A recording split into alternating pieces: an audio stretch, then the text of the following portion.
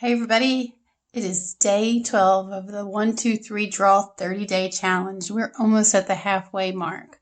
So today's drawing is a little easy, but it does have this spoon, which can be tricky. So I was inspired by my morning wake up. So I am a coffee kind of person. So I'm going to put some steam coming out of my coffee here. But you might be more of a cereal kind of person. So you can choose between the bowl or the cup, or you could do both, as I did. So get your pencil and let's get started. You'll notice that the cup is quite similar to the shape that the toilet paper was, except for the top up here, which changes everything. The bowl has another oval shape to it, but then it has a bottom lip. So you might have bowls that are shaped different. So if you want to go find your mug and bowl and make it look more like the ones that you have, you can. But otherwise, I'm just going to make two basic mugs and bowls. So I have my mug here that I copied off of. So you can see it's pretty basic. And then I have my bowl here that I copied off of. And actually, I made this bowl quite straight, where this bowl kind of, you see how it has like a curve out? But we'll just put that away. And my last thing is, this is the spoon. Notice that the spoon isn't showing you a flat spoon. It's showing you a spoon on an angle. All right, let's begin. We're going to first begin by deciding on how high up the cup and the bowl are on the paper, because you can see I really got close to the edge here, so I don't want to make that mistake again. So I will put this picture aside in case we need to look at it while we're working. Now the first thing I'm going to do is draw the bottom of the cup. So I'm going to give myself two finger spaces, so like about that much. And I'm going to make the bottom of the cup, which is going to be a little curved. Then I'm going to go straight up the side here. I have some sketchy lines, so I'm not going to worry about them. All right, try to get them straight. All right, now I have to decide on how tall this cup should be. It's not a square. It's more like a rectangle, but it's curved because it's a cylinder shape. So I'm going to go up a little higher, curve that. That curve is going to go right to the edge, all right, but not over. Now, if you go over, make sure that you erase it, because you don't want to have the opening of the cup be bigger than the bottom. All right, so now I'm going to come around like this. So it's like a cigar shape, like the paint brushes or the airplane that we drew. And I bring that around. And then on the inside wall, if you want it to look like it's filled with liquid, we're going to just draw an oval half like that. Now, coffee would be dark, but if this would be milk, you could leave it white. Maybe just put a ripple in it if it's milk, or 2 ripples. But if it's coffee and you want it to look dark, you could darken that in. You could blend it, and you could blend it right up into the air if you wanted it to look like it's steaming. All right, so now once you blend on that, you can see that the edges get a little bit softer. So we're going to sharpen them up by darkening that. I can even go back there and darken right through the steam. This back of the cup I'm going to give just a little shadow to, so it doesn't look so bright.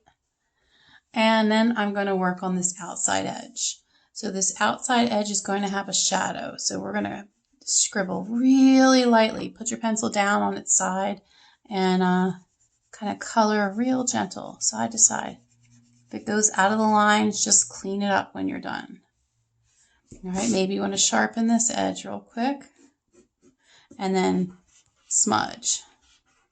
All right, when you have that smudge on the outside edge, it creates a 3D effect, which makes it look like the cup is going around. I'm making it a little darker on the very side so that it gradually gets darker.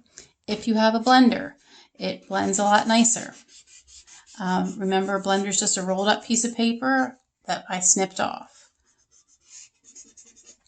Okay, so now we're going to go over to the bowl, even though this still has to have a handle on it. We'll take a break. And let's make your oval shape. Now, I'm starting with the opening of the bowl, where the other one I started down low. I want to draw the opening of the bowl first, and I want to have it be shorter than the mug because my mug is definitely a little bit taller in real life.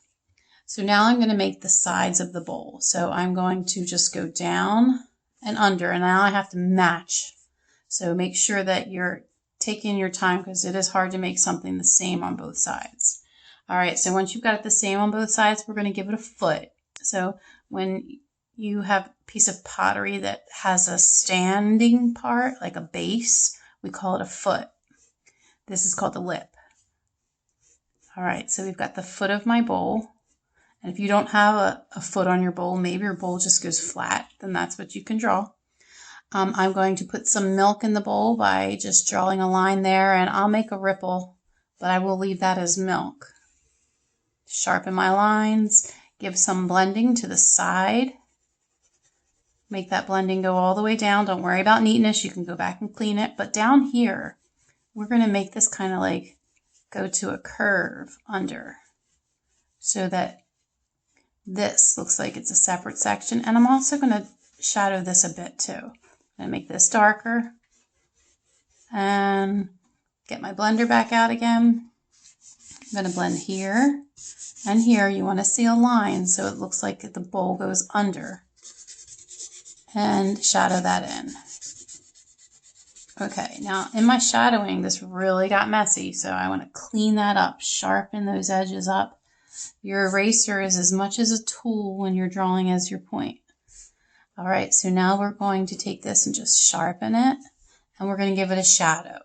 So we've got shadow on this side. That means that the shadow would fall on the ground on that side too. So underneath of here, I'm just going to give a little shadow, like a puddle of a bowl that spilled, and I'm going to darken. Where the shadow touches the object, I'm going to darken.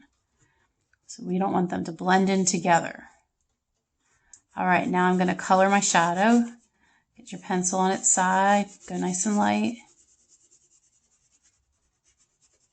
Okay, it doesn't have to be neat because it's a shadow. It can be a little out of focus and fuzzy. You can use your blender or your finger. Okay, and now we have to give some shadow to the mug since we're over here doing shadow anyway.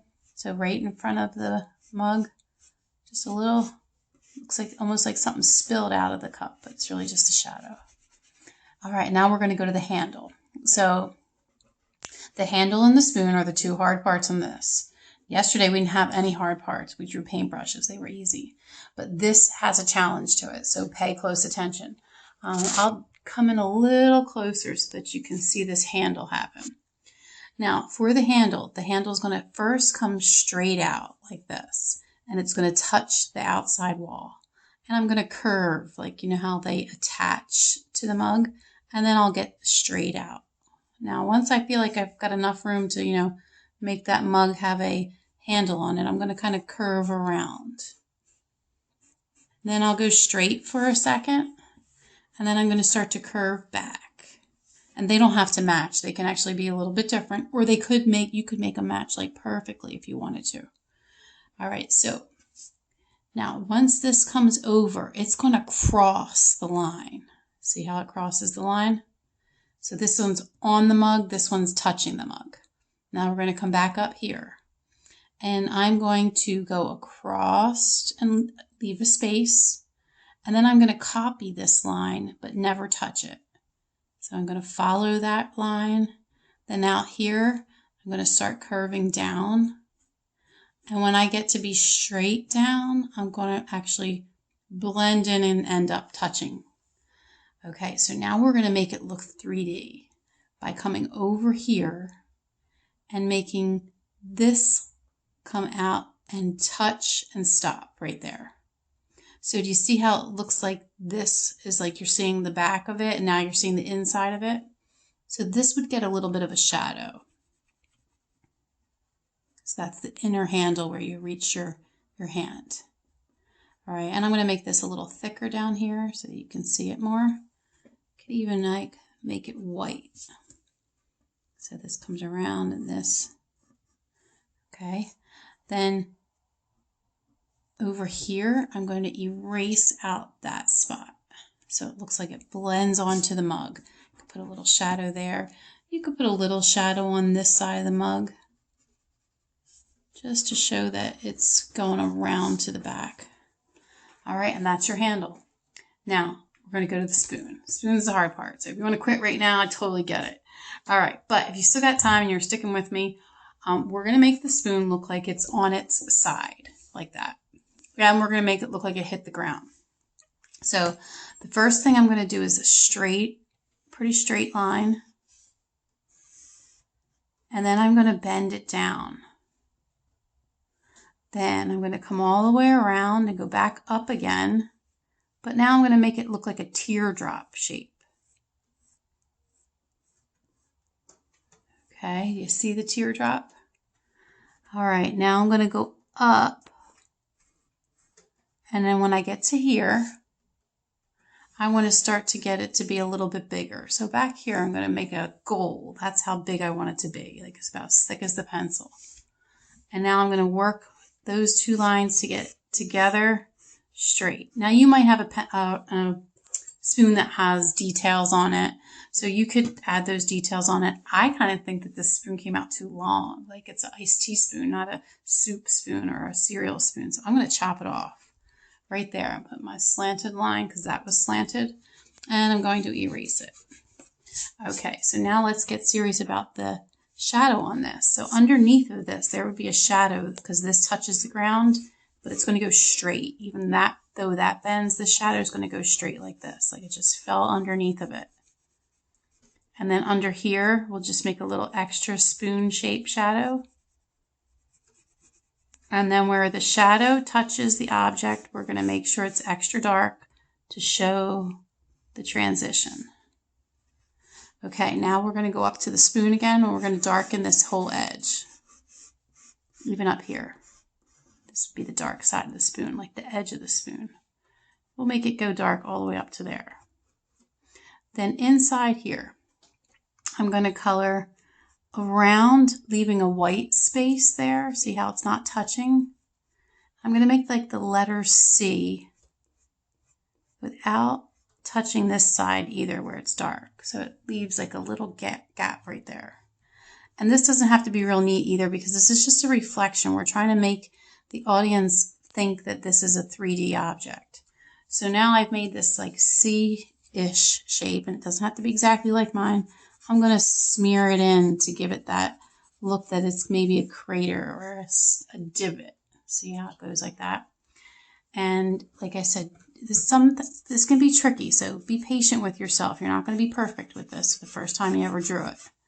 All right, since it's a gray object, I'm going to erase it out, but I'm going to give it some highlight so that it doesn't look completely gray because it's a shiny object, and shiny objects always have whiteness to them because they're shiny. Get it? Okay, so now let's just look at the picture group for a minute and see where I need to change something. I feel like this edge here could use a little emphasis, so I'm going to darken that edge. And maybe a little shadow here. Maybe even just a little shadow on this side. I don't want to go too crazy with the shadow, but shadows really do start to make things look real. And I think I want to shadow this back part of the bowl in too. I feel like that could use a little. Now, with art, you could keep on adding, and the more that you add, the more realistic something becomes. So I could make a background on this. I could really get into putting the details on. But we're going to stop right here, and we're going to say that day number 12 is a check for now, and maybe you'll join me over the weekend for day 13 and 14. Best wishes.